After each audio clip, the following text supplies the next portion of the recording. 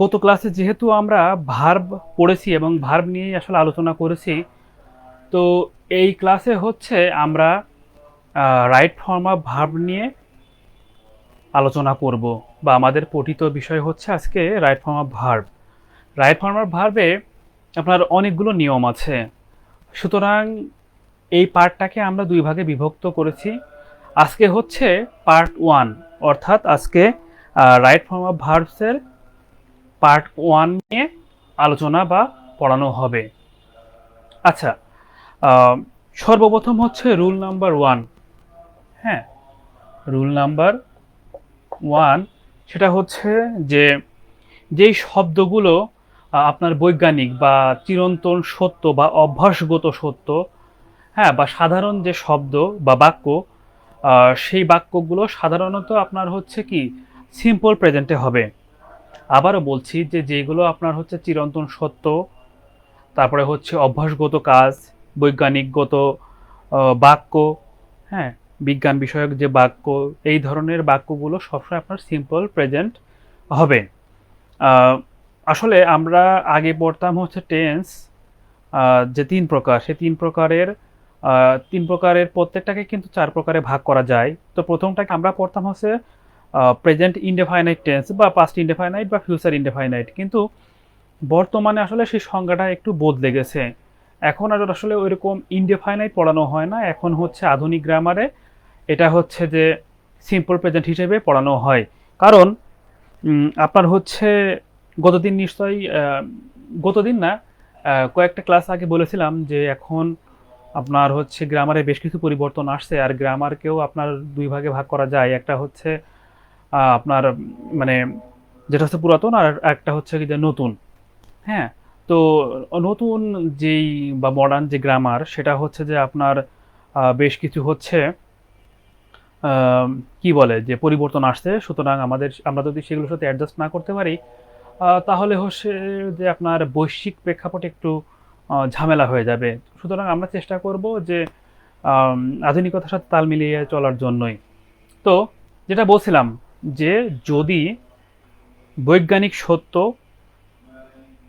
বা আপনার চিরন্তন সত্য বা অভ্যাসগত সত্য এই ধরনের বাক্য যদি থাকে, তবে সেই বাক্যটি অবশ্যই সিম্পল প্রেজেন্ট ফর্মে হবে।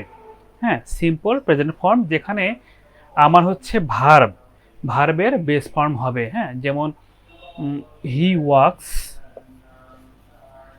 হি walks in the morning, he walks in the morning, সে প্রতিদিন সকালে হাঁটে। তাহলে এখানে এটা হচ্ছে আমার কি বোঝাচ্ছে? এটা আমার আসলে একটা হ্যাবিট বা অভ্যাস বোঝাচ্ছে। তারপরে the sun rises in the east, সূর্য পূর্ব দিকে উদিত হয় বা পূর্ব দিকে ওঠে। এটাও কিন্তু আমার একটা চিরন্তন সত্য। হ্যাঁ, এটা হচ্ছে আমার কি একটা চিরন্তন সত্য। সুতরাং যদি এই ধরনের আপনার হচ্ছে অভ্যাস, হ্যাঁ, তারপরে চিরন্তন সত্য বা এই যে বিজ্ঞানিক বা বৈজ্ঞানিক যে আপনার টার্মগুলো আছে, যে তথ্যগুলো আছে, এই সবগুলোই সিম্পল প্রেজেন্ট ফর্মে হবে। আচ্ছা, এরপরে হচ্ছে আমাদের রুল নাম্বার 2। সেটা হচ্ছে যে আহ, আপনার যদি থার্ড পারসন সিঙ্গুলার নাম্বার হয়, থার্ড পারসন সিঙ্গুলার নাম্বার হলে ভার্বের সাথে এস বা ইএস যুক্ত হবে। যেটা আমরা হচ্ছে যখন আমরা টেন্স শিখতে যাব বা টেন্সের ক্লাস করতে যাব, তখন এই নিয়মটাও কিন্তু আমাদের চোখে পড়বে, বা এটা হচ্ছে আমরা শিখব তখন।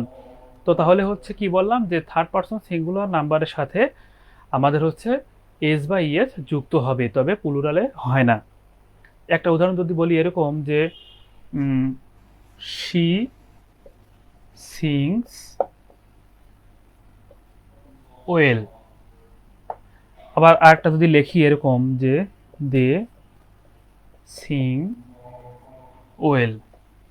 তাহলে এখানে দেখুন যে থার্ড পারসন সিঙ্গুলার নাম্বার। এখন আমরা যদি একটু পার্সনের কথা বলি, তো পার্সন আপনার হচ্ছে কি হয়, যে ফার্স্ট, সেকেন্ড এবং থার্ড পারসন। হ্যাঁ, তো থার্ড ফার্স্ট পার্সন হচ্ছে আমি আমরা এরকম বোঝাই, আর সেকেন্ড পার্সন শুধুই ইউ বা ইওর এরকম বোঝায়, তুমি তোমরা। আর ফার্স্ট পার্সন এবং সেকেন্ড পার্সন বাদে যা আছে পৃথিবীর বাকি সবই হচ্ছে থার্ড পার্সন। অর্থাৎ আমার একটা সেন্টেন্সে যদি থার্ড পার্সন সিঙ্গুলার নাম্বার হয় তবে এই যে ভার্বের সাথে এস বা ইএস যুক্ত হবে। আর যদি সেটা প্লুরাল হয় তবে সেখানে আপনার এস বা ইএস যুক্ত হবে না। হ্যাঁ, এটা হচ্ছে আমাদের দ্বিতীয় নাম্বার রুল ছিল। তাহলে কি বললাম যে আমার ভার্বের সাথে এস বা ইএস যুক্ত হবে কখন? যখন থার্ড পার্সন সিঙ্গুলার নাম্বার হবে, আর প্লুরালে সাধারণত হয় না। আচ্ছা, থার্ড নাম্বার হচ্ছে যে আপনার জাস্ট, জাস্ট নাও, তারপরে অলরেডি, ইয়েট, লেটলি, রিসেন্টলি এরকম ধরনের শব্দ যদি থাকে তবে সেই ক্ষেত্রে আপনার হচ্ছে সেটা পারফেক্ট ফর্মে বসবে, বা সেটা হচ্ছে প্রেজেন্ট পারফেক্ট টেন্স হবে। তাহলে কিছু শব্দ বললাম এরকম যে হচ্ছে আপনার জাস্ট, জাস্ট নাও, লেটলি, তারপরে হচ্ছে ইয়েট,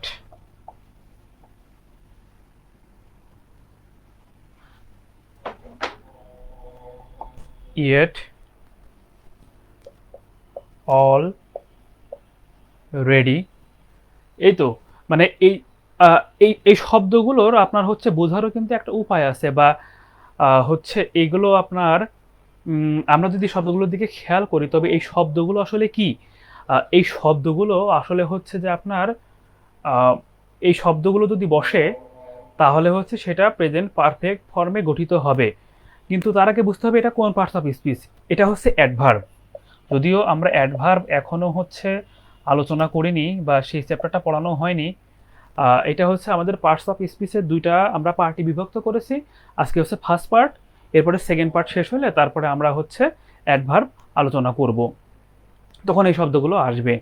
আচ্ছা, তাহলে কি হলো যে just, just now, lately, yet, already এরকম বিভিন্ন ধরনের অ্যাডভার্ব যুক্ত শব্দ যদি আমরা একটা সেন্টেন্সের মধ্যে দেখতে পাই সাধারণত সেই ক্ষেত্রে আপনার হচ্ছে প্রেজেন্ট পারফেক্ট টেন্স বা এই সেন্টেন্সে এই টাইপের বা এই বেজে আপনার সেন্টেন্সটা গঠিত হবে। হ্যাঁ, যদি এরকম একটা উদাহরণ লিখি এরকম যে I have just finished the work, I have just finished the work. আচ্ছা, এখানে একটা জিনিস খেয়াল করুন যে হচ্ছে এই যে জাস্ট আমার আছে এবং আমার হচ্ছে যে কি বলেছিলাম যে প্রেজেন্ট পারফেক্ট ফর্মে, হ্যাঁ, এই যে প্রেজেন্ট পারফেক্ট ফর্মে এটা বসছে, হ্যাভ বা হ্যাজ বসে, আর হচ্ছে ফিনিশড। এখানে আরও একটা জিনিস খেয়াল রাখতে হবে যে পারফেক্ট মানেই ভার্বের ৩ নাম্বার রূপ, যেটা কে পাস্ট পার্টিসিপলও বলা হয়। গতদিন যখন আমরা ভার্ব শিখতে গিয়েছিলাম সেখানে নন ফাইনাইটের মধ্যে কিন্তু এই জিনিসটা আসছিল যে হচ্ছে V3 অর্থাৎ পাস্ট পার্টিসিপল। সুতরাং আমার পারফেক্ট টেন্স মানেই পাস্ট পার্টিসিপল বা V3 রূপ। ঠিক আছে, এটা আপনার হচ্ছে হবেই, পারফেক্ট মানেই পাস্ট পার্টিসিপল ফর্ম। আচ্ছা, এরপরে হচ্ছে আমাদের নেক্সট রুল বা পরবর্তী নিয়ম। আচ্ছা, পরবর্তী নিয়মটা হচ্ছে এরকম যে আপনার ও পারফেক্টের আগে আরও একটা নিয়ম আলোচনা করা উচিত ছিল, সেটা হচ্ছে যে কন্টিনিউয়াস ফর্ম। কন্টিনিউয়াস ফর্মটা হচ্ছে যে যদি আপনার কি বলে যে নাও, হ্যাঁ, অ্যাট দিস মোমেন্ট বা অ্যাট দিস, এই যে ধরনের শব্দ যে নাও, একটা বাক্যে যদি নাও, অ্যাট দিস এই ধরনের শব্দগুলো যদি থাকে তবে অধিকাংশ ক্ষেত্রে সেগুলো কি হয়, কন্টিনিউয়াস ফর্মে গঠিত হবে। হ্যাঁ, যেমন I am doing my homework now. আচ্ছা, তাহলে কি হলো, এই যে নাও, হ্যাঁ, নাও অর্থ কি এখন, অ্যাট দিস এই সময়ে, এই ধরনের শব্দগুলো যদি থাকে তবে হচ্ছে সেই ক্ষেত্রে অবশ্যই ভার্বের সাথে আইএনজি যুক্ত হবে, ভার্বের সাথে আইএনজি যুক্ত, এবং সাধারণত সেটা হচ্ছে কি যে কি হবে, কন্টিনিউয়াস ফর্ম। হ্যাঁ, কন্টিনিউয়াস ফর্মে হবে। আচ্ছা, কন্টিনিউয়াসের আরও একটি অর্থ আছে কিন্তু, এই কন্টিনিউয়াস প্রেজেন্ট কন্টিনিউয়াস টেন্সকে বলা হয় প্রেজেন্ট প্রোগ্রেসিভ টেন্স। এটাও কিন্তু আপনার আধুনিক গ্রামারের একটা সংজ্ঞা বা আপনার হচ্ছে যে বিকল্প বলা যেতে পারে, যে আমরা যেমন ইনডেফিনিটের বদলে বলতেছি যে সিম্পল প্রেজেন্ট, তো তদ্রূপ কন্টিনিউয়াসকে কিন্তু আপনার প্রোগ্রেসিভ টেন্স বলা হয়। যারা নিয়মিত ধরেন যে এরকম কন্টিনিউয়াস পড়ে অভ্যস্ত, তাদের ক্ষেত্রে এটা একটা নতুন তথ্য হতে পারে যে কন্টিনিউয়াসকে প্রোগ্রেসিভ বা চলমান যে টেন্স সেটা বলা হয়। আচ্ছা, এরপরে হচ্ছে যে আপনার ইয়েস্টারডে মানে কি গতকাল, তারপরে হচ্ছে অ্যাগো আগে, তারপরে লং অ্যাগো বহু আগে। হ্যাঁ, এই ধরনের শব্দগুলো যদি থাকে, বা ধরেন last year, last night, last month, এই ধরনের শব্দগুলো থাকলে সেই ক্ষেত্রে আমার হচ্ছে সিম্পল পাস্ট হবে। ঠিক আছে, এগুলো থাকলে হচ্ছে আমার সিম্পল পাস্ট হবে। যেমন তাহলে কি কি বললাম, যে ইয়েস্টারডে,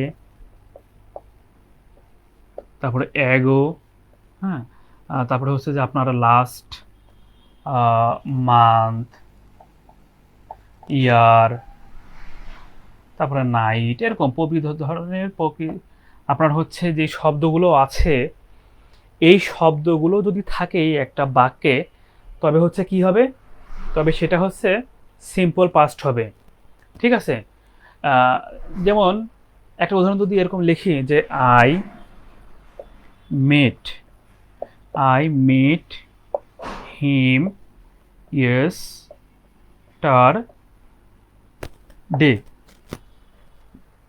আমি গতকাল তার সাথে সাক্ষাৎ করেছিলাম। তাহলে দেখুন এই যে মিট, হ্যাঁ মিট, এটা হচ্ছে দেখা করা বা সাক্ষাৎ করা, এটা হচ্ছে কি যে আমার বেস ফর্ম বা V1, আর মিট এর পাস্ট ফর্ম হচ্ছে মেট, যেটা হচ্ছে V2। ঠিক আছে, তাহলে হচ্ছে যে এই ধরনের শব্দগুলো কি কি, যে ইয়েস্টারডে, হ্যাঁ অ্যাগো, তারপরে long ago, last month, last night, last year, এই ধরনের শব্দগুলো যদি থাকে একটা বাক্যে তবে সেই বাক্যকে সিম্পল পাস্ট, সিম্পল পাস্ট করতে হয়। এরপরে হচ্ছে যে আপনার একটা বাক্যে যদি হোয়াইল বা হোয়েন এই ধরনের শব্দগুলো থাকে, এবং হচ্ছে যদি মনে হয় যে এটা একটু চলমানতা বোঝাচ্ছে অতীতের, বা আপনার হচ্ছে এরকম যে মনে হচ্ছে কি যে না কাজটা চলমান, হ্যাঁ কাজটা চলমান, তাহলে হচ্ছে কি হবে, সেখানে কিন্তু আপনার পাস্ট কন্টিনিউয়াস টেন্স হবে। কি কি বললাম, যে হোয়াইল বা হোয়েন, হোয়াইল বা হোয়েন এই ধরনের আপনার শব্দগুলো থাকলেই সাধারণত হচ্ছে কন্টিনিউয়াস ফর্ম হয়। একটা উদাহরণ যদি বলি এরকম, যে হোয়াইল ওয়াকিং, হাঁটার সময়, he saw a, while walking he saw a snake. ঠিক আছে, তাহলে জিনিসটা খেয়াল করুন যে এটা আমার হচ্ছে যে আমরা যেমন কন্টিনিউয়াস ফর্মে ভার্বের সাথে আইএনজি যুক্ত করি, হ্যাঁ তদ্রূপ যখন আমার হচ্ছে হোয়াইল বা ধরেন যে হোয়েন এরকম ধরনের শব্দগুলো আছে, তখন হচ্ছে কি হবে, যে প্রথম ভার্বের সাথে আইএনজি যুক্ত হবে। দেখুন এখানে কিন্তু আরো একটি ভার্ব আছে, কিন্তু নিয়ম অনুসারে এটা হচ্ছে যে আমার হোয়াইল বা হোয়েন যদি থাকে তবে হচ্ছে প্রথম ভার্বের সাথে আইএনজি যুক্ত হবে। হ্যাঁ, তাহলে হচ্ছে যে কিন্তু এখানে দেখুন যে এম ইজ আর, যেটা কন্টিনিউয়াস টেন্সে আমরা দেখি সেটা কিন্তু হবে না। তাহলে কি হলো, যে হোয়েন বা হোয়াইল যুক্ত একটা সেন্টেন্সকে আমরা যদি হচ্ছে আইএনজি যুক্ত করতে পারি, যদি একটা সেন্টেন্সে থাকে তবে হচ্ছে প্রথম ভার্বের সাথে সাধারণত আইএনজি যুক্ত হয়, এবং বাক্যটা এভাবেই গঠিত হয়, এবং সেই বাক্যটা সাধারণত হচ্ছে কি চলমানতা বোঝাবে, যেটা একটা কন্টিনিউয়াস ফর্ম, কন্টিনিউয়াস না কিন্তু এরকম একটা ফর্ম বা চলমান ভার্বের সাথে আইএনজি যুক্ত হয়।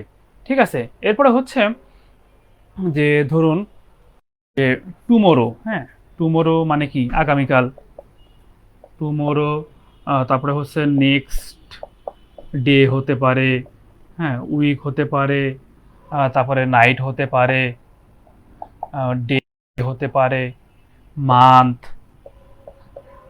ইয়ার, এরকম। মানে আমার একটা বাক্যে যদি আগামী বোঝায়, হ্যাঁ আগামীকাল, আগামী আগামী দিন, আগামী সময় এরকম যদি বোঝায়, তবে হচ্ছে কি হবে, তবে হচ্ছে আমার সে কোটা সিম্পল ফিউচার হবে। হ্যাঁ, আসলে সেন্টেন্সটা এরকম যে ফিউচার ইনডেফাইনাইট টেন্স না বলে সেখানে আমাদের হচ্ছে সিম্পল ফিউচার বলা উচিত।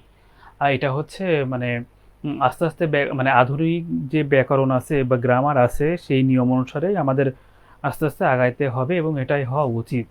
হ্যাঁ, তো তাহলে আমি যদি এটার একটা উদাহরণ লিখি এরকম যে I will go to Barishal tomorrow.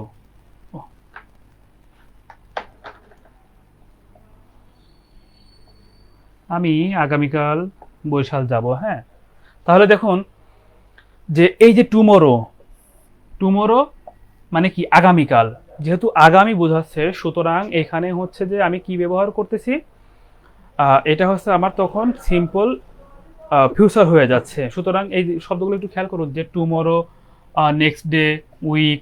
হ্যাঁ, মানে কি এই next, next day, next week, next night, next day, হ্যাঁ নেক্সট মান্থ, নেক্সট ইয়ার, এই ধরনের শব্দগুলো যদি থাকে তবে হচ্ছে সেই ক্ষেত্রে আমার সিম্পল ফিউচার হবে। সিম্পল ফিউচার বলতে কি, যেটা হচ্ছে আমরা আগে ফিউচার ইনডেফাইনাইট হিসেবে পড়তাম। তো আপনার হচ্ছে এই আমরা যখন রাইট ফর্ম অফ ভার্ব পড়বো তখন কিন্তু হচ্ছে টেন্সের অনেকগুলো বিষয় আসলে চলে আসে। হ্যাঁ, যে আমার একটা সেন্টেন্সে ধরেন যে কেমন প্যাটার্ন হবে বা সেখানে ভার্ব কি আচরণ করবে, এই এই জিনিসগুলো কিন্তু আসলে আহ, হয় বা এই জিনিসগুলো আপনার হচ্ছে বাক্য দেখে আসলে বুঝতে হয়। হ্যাঁ, আচ্ছা এরপরে হচ্ছে যে আপনার গতদিন হচ্ছে আমরা মরাল ভার্ব পড়েছিলাম। হ্যাঁ, সেই মরাল ভার্বের কিছু আহ, উদাহরণ আবার লিখি যে ক্যান, তারপরে could, shall, should, will, would, হ্যাঁ, মে, মাইট, এরকম shall, should, will, would, may, might. হ্যাঁ, এই ধরনের যে শব্দগুলো থাকবে এই শব্দকে বলা হয় হচ্ছে মডাল ভার্ব, এগুলোকে বলা হয় মডাল ভার্ব। তো মডাল ভার্ব হচ্ছে যে আপনার একটা সেন্টেন্সে যদি মডাল ভার্ব থাকে তবে সেখানে হচ্ছে ভার্বের সাধারণত কি বেস ফর্ম হয়। হ্যাঁ, আমরা যদি এরকম একটা লিখি যে হচ্ছে আই ক্যান স্পিক ইংলিশ, ঠিক আছে, আই ক্যান স্পিক ইংলিশ। তাহলে দেখুন আপনার হচ্ছে আপনি যদি দেখেন যে একটা বাক্যে এরকম মডাল ভার্ব আছে তারপরে কি হবে, তারপরে অধিকাংশ ক্ষেত্রে আপনার হচ্ছে হবে ভার্বের বেস ফর্মটা হবে। হ্যাঁ, বা ভি ওয়ানটা হবে। এখন ধরেন এখানে তো ক্যান আছে যেটা আমরা বুঝতেছি যে হ্যাঁ এটা হচ্ছে আমার বেস ফর্ম, কিন্তু এখানে যদি কুডও হইতো, শুডও হইতো, মানে ওইগুলোর পাস্ট ফর্ম, যে শ্যালের পাস্ট ফর্ম শুড, হ্যাঁ ক্যানের পাস্ট ফর্ম কুড, উইলের পাস্ট ফর্ম উড, এই ধরনের শব্দগুলো যদি হইতো তবুও কিন্তু আপনার হচ্ছে ভি ওয়ান অর্থাৎ ভার্বের বেস ফর্মটা হবে। অর্থাৎ মডাল যে ভার্বগুলো আছে এগুলোর পরে কি হবে, এগুলোর পরে আপনার অবশ্যই আপনার হচ্ছে ভি ওয়ান বা বেস ফর্ম, ভার্বের বেস ফর্মটা হবে। ঠিক আছে, এরপরে যে হচ্ছে আপনার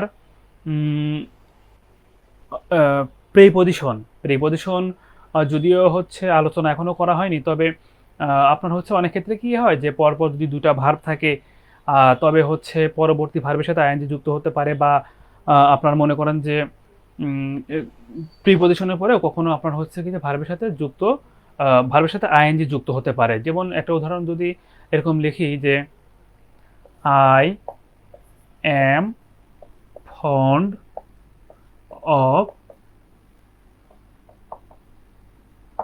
রিডিং। হ্যাঁ, I am fond of reading. তারপরে হচ্ছে যে he left without saying anything.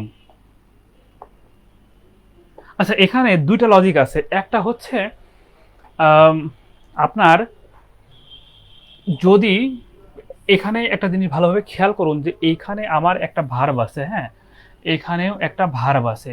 আচ্ছা, এইখানেও দেখুন একটা ভার্ব আছে, আবার এইখানেও একটা ভার্ব আছে। তাহলে প্যাটার্নটার দিকে আমরা যদি একটু ভালোভাবে খেয়াল করি প্যাটার্নটার দিকে, তাহলে হচ্ছে কি যে আমার হচ্ছে প্রথমে একটা ভার্ব, আর এরপরে আসতে হচ্ছে কি যে আমার এইখানে আর একটা ভার্ব। হ্যাঁ, তো এই একটা ভার্ব, এই একটা ভার্ব, মানে কি পরপর দুইটা ভার্ব, এর মাঝে কি আছে, একটা প্রিপজিশন আছে।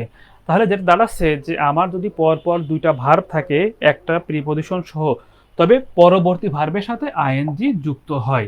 ঠিক আছে, তাহলে কি হলো যে আমার পরপর দুইটা ভার্ব আছে এবং সেটা হচ্ছে কি যুক্ত, প্রিপজিশন যুক্ত। যদি তাই হয় তবে হচ্ছে যে আমার দ্বিতীয় ভার্বের সাথে অবশ্যই কি আইএনজি যুক্ত হবে। তাহলে এটা কিন্তু বেশ গুরুত্বপূর্ণ একটা নিয়ম। এটা হচ্ছে আপনার চাকরির পরীক্ষায় বেশ আসে এরকম ধরনের নিয়মগুলো। আমাদের রাইট ফর্ম অফ ভার্বে আমরা যে যখন পড়তে যাই জিনিসগুলো, আহ, এই ধরনের জিনিসগুলো কিন্তু বেশ ইম্পর্টেন্ট, চাকরির পরীক্ষায় বেশ আসে।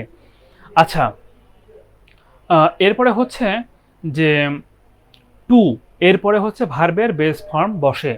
হ্যাঁ, যেমন I want to learn, I want to learn English.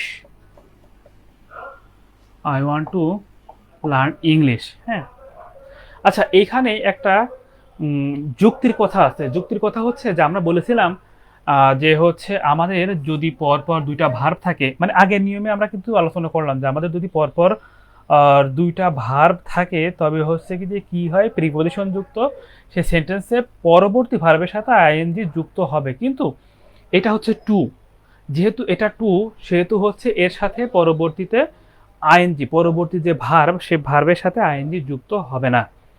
হ্যাঁ, এটা তাহলে কি হবে, এটা হচ্ছে যে ভার্বের যে বেস ফর্ম, হ্যাঁ, ভার্বের যে বেস ফর্ম সেটা হবে। তাহলে কি হলো যে আপনার যে আমাদের যে পরপর দুইটা যদি ভার্ব থাকে, থাকুক সমস্যা নাই, কিন্তু আমাদের হচ্ছে যে টু এর সাথে যেটা হবে সেটা হচ্ছে যে ভার্বের কি বেস ফর্ম হবে। এটা বেশ মজার একটা নিয়ম। আর তাছাড়া আমরা তো গতদিন এটাও শিখেছিলাম যে আমাদের যে হচ্ছে টু ইনফিনিটিভ ভার্ব ছিল, হ্যাঁ, সেটা হচ্ছে যে আপনার ভার্বের সাথে সাধারণত কি বেস ফর্ম হয়ে থাকে। আচ্ছা, এরপরে হচ্ছে যে আপনার কিছু ব্যতিক্রমী নিয়ম আছে। যে আমরা তো আলোচনা করলাম যে টু হইলে সাধারণত ভার্বের বেস ফর্ম বসে, কিন্তু এমনও কিছু টু আছে যেগুলোর সাথে আপনার হচ্ছে ভার্বের কিন্তু আইএনজি যুক্ত হয়। যেমন উইথ এ ভিউ টু, হ্যাঁ, উইথ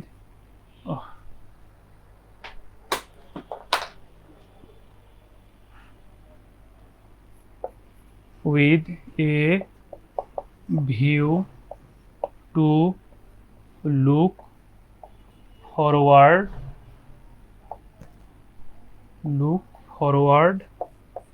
to, হ্যাঁ, with a view to look forward to, তারপরে আপনার হচ্ছে get used to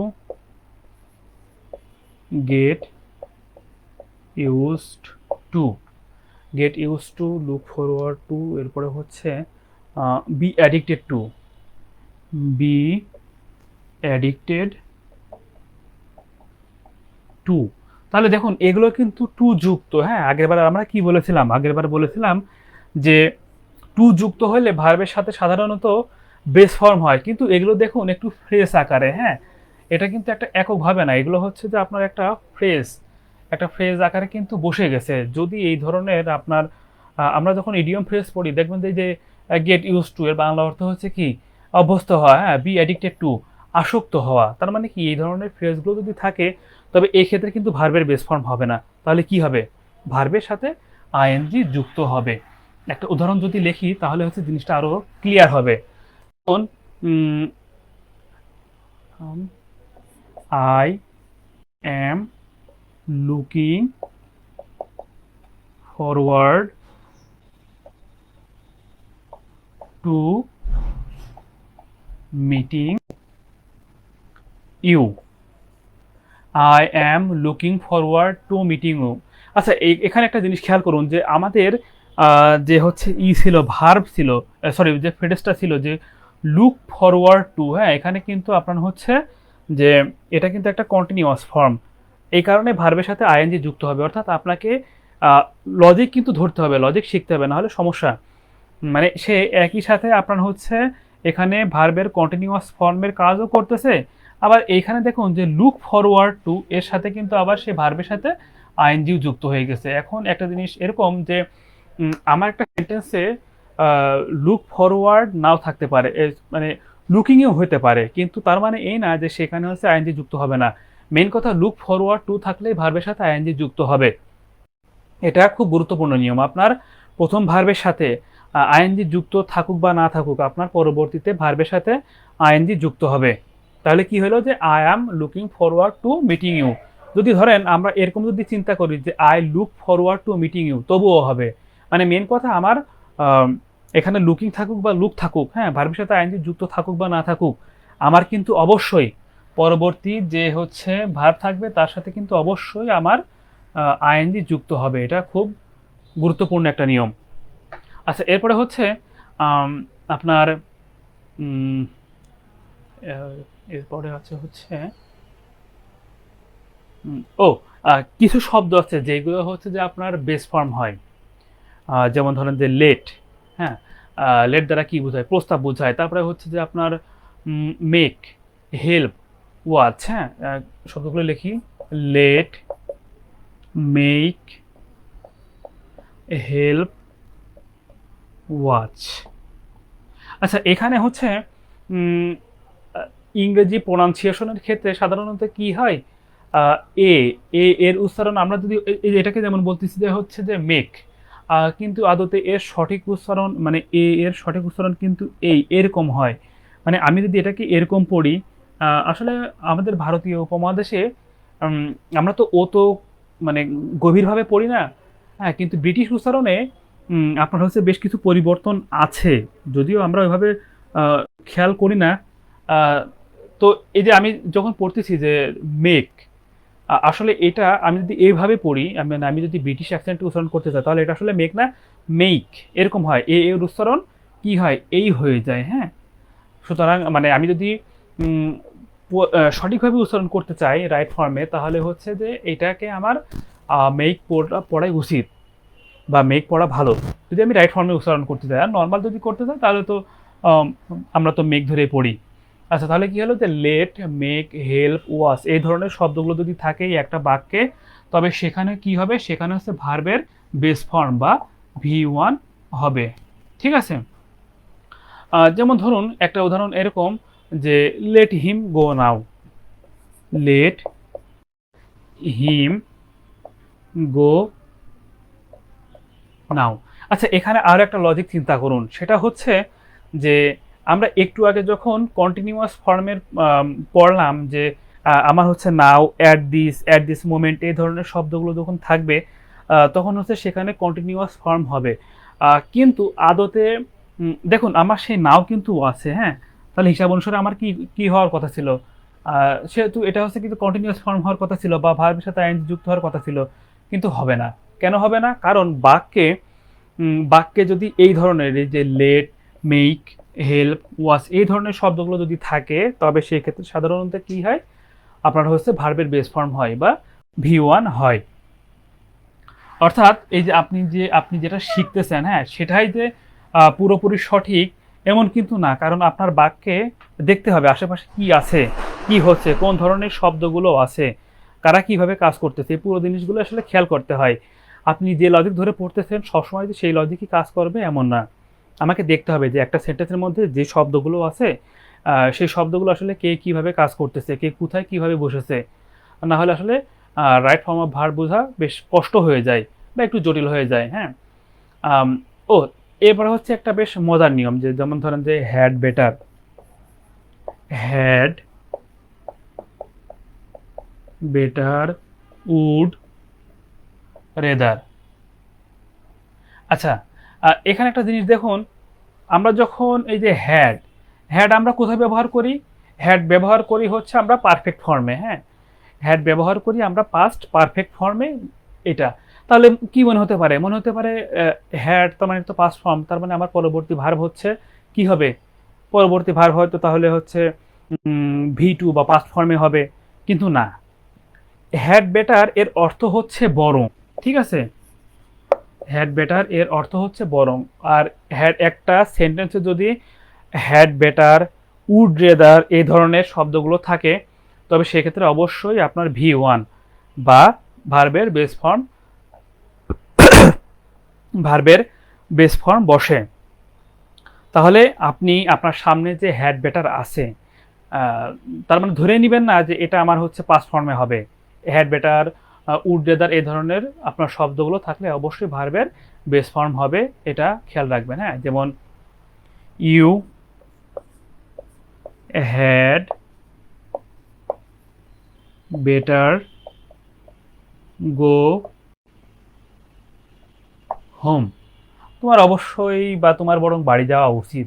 অবশ্যই না, তোমার বরং বাড়ি যাওয়া উচিত। তাহলে দেখুন যে হ্যাড বেটার, আমি কিন্তু এখানে ওয়েন্ট লিখিনি। হ্যাড বেটার ওয়েন্ট হোম বা গান হোম, ভার্বের 3 নাম্বার কি হয়? এটার পাস্ট পার্টিসিপল হয় গান, গান হোম। কিন্তু আমি কিন্তু গান লিখতেছি না, তাহলে কি লিখতেছি? Go home. কারণ উড হ্যাড বেটার বা উড রেদার এর ক্ষেত্রে অবশ্যই ভার্বের বেস ফর্ম বসবে। হ্যাঁ, সুতরাং সেই আগের কথাই আসলো যে আমি যা দেখতেছি সেটাই যে হবে, যা পড়তেছি সেটাই যে হবে এমন কিন্তু না। সেন্টেন্সে যা আছে আমার আশেপাশে কিন্তু খেয়াল করতে হবে। আচ্ছা, এরপরে হচ্ছে যে আপনার ইম্পারেটিভ সেন্টেন্স যেগুলো আছে, সেন্টেন্সের অধ্যায় এখনো যাওয়া হয়নি, তবে ইম্পারেটিভ সেন্টেন্সে আপনার হচ্ছে সাধারণত মূল ভার্ব দিয়ে শুরু হয়। ইম্পারেটিভ সেন্টেন্স কিভাবে?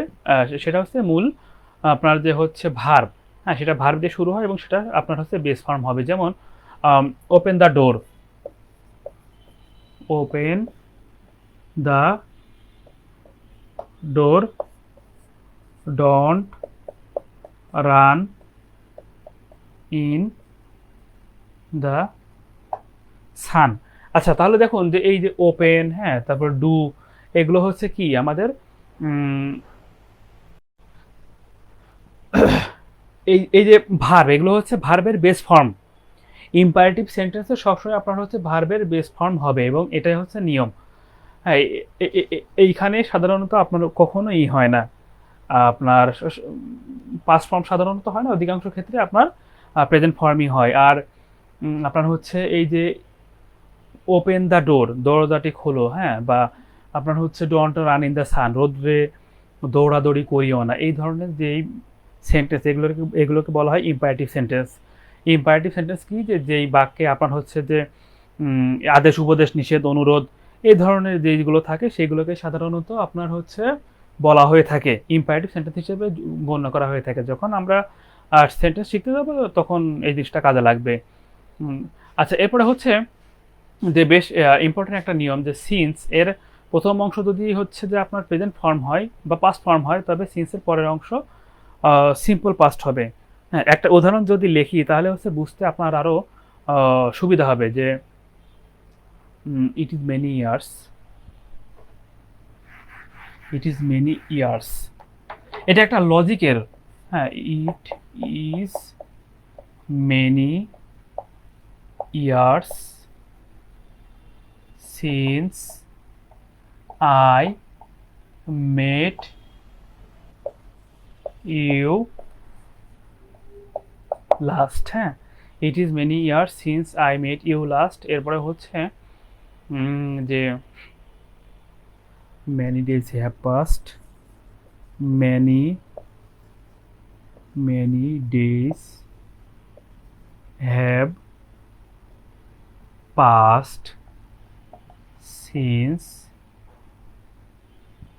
he left। আচ্ছা, লজিকটা দেখুন, লজিকটা হচ্ছে আমি সিন্সকে আগে মার্কিং করলাম যেহেতু আমার নিয়মটা সিন্স নিয়ে।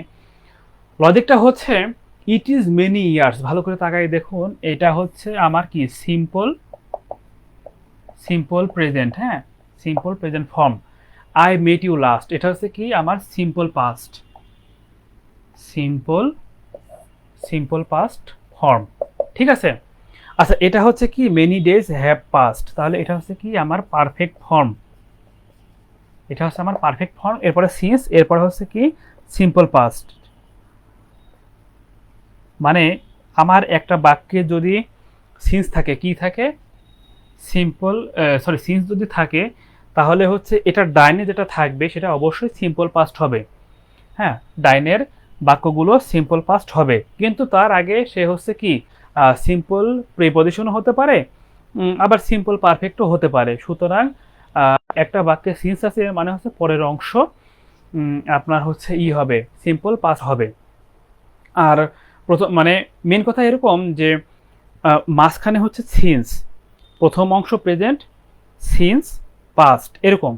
তাহলে আবার একটু আলোচনা করি যে প্রথম অংশ প্রেজেন্ট, মাঝখানে সিন্স, পরবর্তী অংশ পাস্ট, ঠিক আছে। তবে কোন পাস্ট? Simple past. আচ্ছা, এরপরে আমরা হচ্ছে আরেকটা উদাহরণ এরকম করতে চাই যে যদি একটা বাক্যে অ্যাজ ইফ, অ্যাজ দো এই ধরনের শব্দগুলো যদি থাকে, তবে সেক্ষেত্রে হচ্ছে কি ভার্বের সাথে আইএনজি যুক্ত হবে, হ্যাঁ।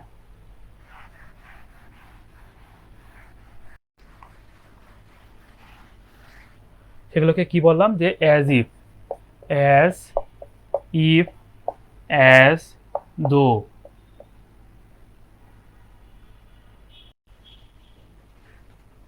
একটা উদাহরণ লিখলে জিনিসটা আরো ক্লিয়ার হবে যে he talks, he talks as if he knew everything, সে এমনভাবে কথা বলছে যেন সে সব জানে। আচ্ছা, আমাদের লজিকটা কোনটা ধরে? অ্যাজ ইফ ধরে, অ্যাজ ইফ ধরে, হ্যাঁ। তাহলে he talks as if he knew everything, তাহলে হচ্ছে যে তাহলে হচ্ছে কি হলো যে আমি যদি এটাকে ধরি যে অ্যাজ ইফ বা অ্যাজ দো, তাহলে আমরা যখন একটু আগে সিন্সের কাজটা যখন করতে গেলাম তখন হচ্ছে আমার প্রথম অংশ প্রেজেন্ট ফর্ম এবং শেষের অংশটুকু কি পাস্ট ফর্ম। এটা হচ্ছে সিম্পল প্রেজেন্ট, এটা সিম্পল পাস্ট। কিন্তু আপনার হচ্ছে যে এরকম সবসময় নাও আসতে পারে, কিন্তু যাই আসুক আর তাই আসুক, অ্যাজ ইফ বা অ্যাজ দো হলে আমার এর পরের ভার্বটা অবশ্যই হচ্ছে কি যে ভি টু বা পাস্ট ফর্মে হবে, হ্যাঁ, পাস্ট ফর্মে এটা হবে। তাহলে হচ্ছে কি হলো যে হি টক্স, এটা হচ্ছে present, simple present. As if, এটা হচ্ছে আমাদের এই নিয়মেরটা। আর এরপরে হচ্ছে হি নিউ এভরিথিং, সে সব জানে। তাহলে এখানে লজিকটা হচ্ছে ভার্বের ভি টু বা পাস্ট ফর্ম, ঠিক আছে। অর্থাৎ অ্যাজ ইফ, অ্যাজ দো এই ধরনের শব্দগুলো যদি একটা সেন্টেন্সে থেকে থাকে, তবে হচ্ছে কি হবে, আপনার পরবর্তী ভার্ব অবশ্যই ভি টু বা আপনার হচ্ছে যে পাস্ট ফর্মের হবে। আচ্ছা, এরপরে হচ্ছে আজকে আমরা কন্ডিশনাল। কন্ডিশনাল তো সাধারণত আপনার হচ্ছে আমাদের বইতে দেওয়া হয় 3 প্রকার, কিন্তু আদতে কন্ডিশনাল হচ্ছে 4 প্রকার, ঠিক আছে। আজকে কন্ডিশনাল দিয়ে শেষ করে দিব। তাহলে হচ্ছে কি যে আমরা এটা আরও একটু বলি যে কন্ডিশনাল হচ্ছে আমাদের বইতে পড়ানো হয় 3 প্রকার, কিন্তু আদতে কন্ডিশনাল হচ্ছে 4 প্রকার। কিছু কিছু বইতে আছে যে 4 প্রকার, 4 প্রকারটা হচ্ছে আসল। বইতে কি পড়ানো হয়? কন্ডিশনাল 3 প্রকার, ফার্স্ট, সেকেন্ড এবং থার্ড কন্ডিশনাল। কিন্তু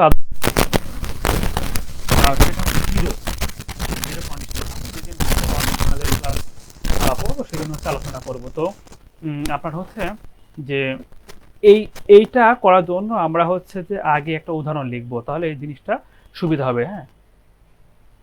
if it rains I will গো। আচ্ছা, কন্ডিশনালে মানে এই কন্ডিশনালে একটু হালকা করে ধারণা দিব, কারণ কন্ডিশনালে একটা ফুল ক্লাস নিব। তো এখানে যে জিনিসটা দাঁড়াচ্ছে সেটা হচ্ছে যে ইফ ইট রেইনস, যদি বৃষ্টি হয় তবে আমি যাব। তাহলে এখানে কন্ডিশনালের বাংলায় অর্থ হচ্ছে কি? শর্ত। এই শর্ত বিভিন্নভাবে হতে পারে, এটা বাস্তব হতে পারে, কাল্পনিক হতে পারে, যে কোনো কিছু হতে পারে, আগে হতে পারে, পরে হতে পারে, হ্যাঁ, এরকম। তাহলে হচ্ছে যে এটা হচ্ছে আমার ফার্স্ট কন্ডিশনাল। ফার্স্ট কন্ডিশনালের নিয়ম হচ্ছে যে ইফ, ইফ এরপরে কি প্রেজেন্ট ফর্ম, ঠিক আছে, আর এরপরে হচ্ছে ফিউচার ফর্ম। এটা হচ্ছে আমাদের ইসের, এটা হচ্ছে এটা হচ্ছে যে আমাদের কন্ডিশনালের শর্ত, ফার্স্ট কন্ডিশনালের শর্ত যে if plus present plus future এরকম হয়। অর্থাৎ একটা বাক্যে যদি ইফ থাকে, এরকম শর্ত থাকে, এবং তাহলে হচ্ছে কি প্রথম অংশটুকু যদি আমার প্রেজেন্ট ফর্ম হয় তবে শেষের অংশটুকু ফিউচার ফর্মে হবে। এটা হচ্ছে নিয়ম। তো সেকেন্ড কন্ডিশনালে একটু পরিবর্তন আছে হালকা, সেটা হচ্ছে যে সেকেন্ড কন্ডিশনালে হচ্ছে যে আমাদের ফার্স্ট কন্ডিশনালে তো প্রথমে প্রেজেন্ট প্লাস ফিউচার, আর সেকেন্ড কন্ডিশনালে হচ্ছে যে পাস্ট এবং পাস্টই হবে। হ্যাঁ, সেকেন্ড কন্ডিশনাল সেখানে কিন্তু প্রেজেন্ট প্রেজেন্ট না, সেটা হচ্ছে কি যে সেকেন্ড কন্ডিশনাল হচ্ছে পাস্ট প্লাস ফিউচার। যেমন if I war if I were a bird, I would fly in the sky। হ্যাঁ, যদি আমি পাখি হতাম তবে আকাশে উড়তাম। এটাও কিন্তু একটা কাল্পনিক।